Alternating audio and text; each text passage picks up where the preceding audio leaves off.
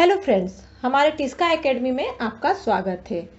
आज हम UGC net social work के चैप्टर 3 के बारे में हम आपको बताएंगे। आज का जो हमारा चैप्टर है वो है व्यक्तिक समाज कार्य संबंधित मूलभूत संकल्पनाएं।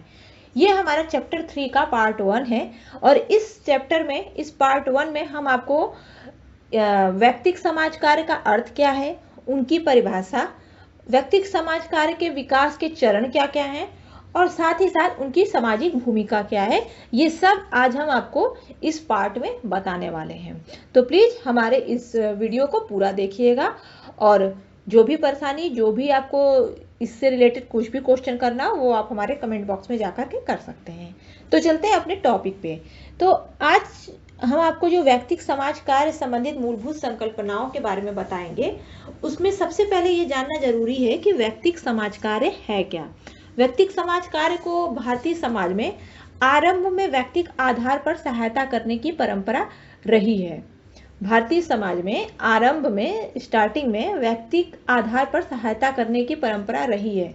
यहाँ पर निर्धनों को भिक्षा देने, असहायों की सहायता करने, निराश्रितों की सहायता करने, वृद्धों की देखभाल करने, ये सब कार्य जो है किए जाते थे। स्टार्टिंग में ये सब निर्धनों को भिक्षा देने, असहायों की सहायता करने, वृद्धों की देखभाल करने और निराश्रितों जो दूसरों पर आश्रित थे उनकी सहायता करने के लिए जो है ये कार्य किए जाते थे, जिन्हें समाज सेवा का नाम दिया जाता था। पहले इस सहायता को समाज सेवा के रूप में देखा जाता था, लेकिन धीरे धीरे इसने अपना अस्तित्व, अपना स्वरूप बदला और 19वीं शताब्दी में ये समाज कार्य के रूप में सामने आई। तो इस तरीके से अब जो है व्यक्तिक समाज कार्य मानवतावादी दर्शन पर आधारित है।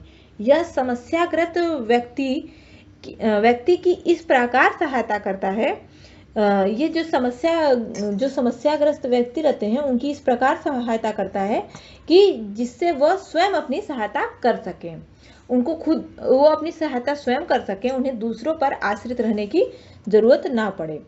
वो अपने सेवार्थियों की सहायता करने के लिए वैज्ञानिक ज्ञान और निपुणताओं का प्रयोग करता है। तो इस तरीके से हम समझ सकते हैं कि व्यक्तिक समाज कार्य जो है का मूल मानवतावादी दर्शन और जन कल्याण की भावना पर आधारित है।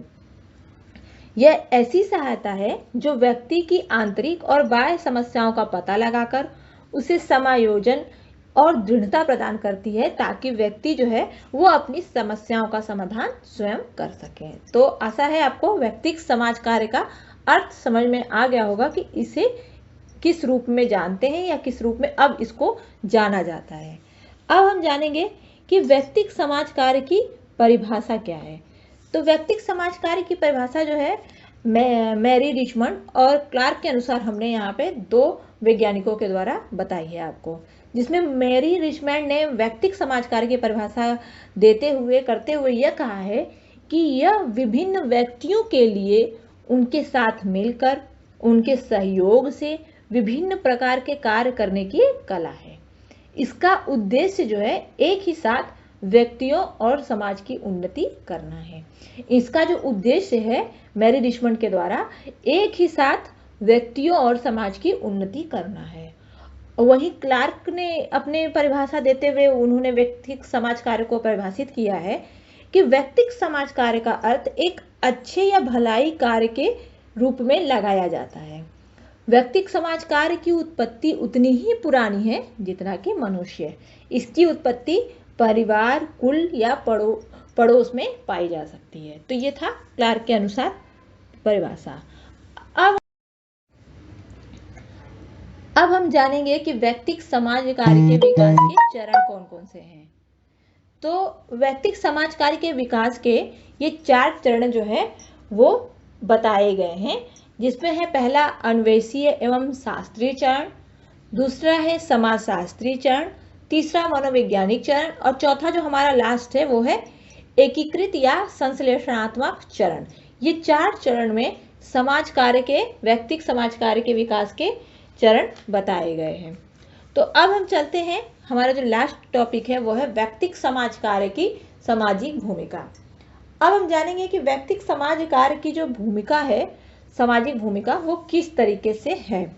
तो सबसे पहला जो है वो है सामाजिक कार्यकर्ता पर्यावरण की सामाजिक, आर्थिक और सांस्कृतिक शक्तियों के बाद व्यक्तिगत, जैविक, भावात्मक और मनोवैज्ञानिक तत्वों की गतिशील अंतःक्रियाओं की दृष्टिगत कर ही सेवार्थियों की सेवा प्रदान करता है।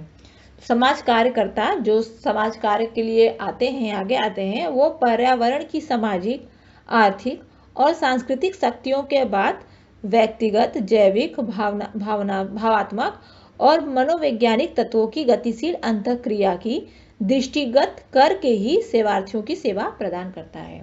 इन सभी तत्वों का वो पता लगा करके ही, उनको ध्यान में रखते हुए ही सेवार्थियों की सहायता या सेवा प्रदान करता है।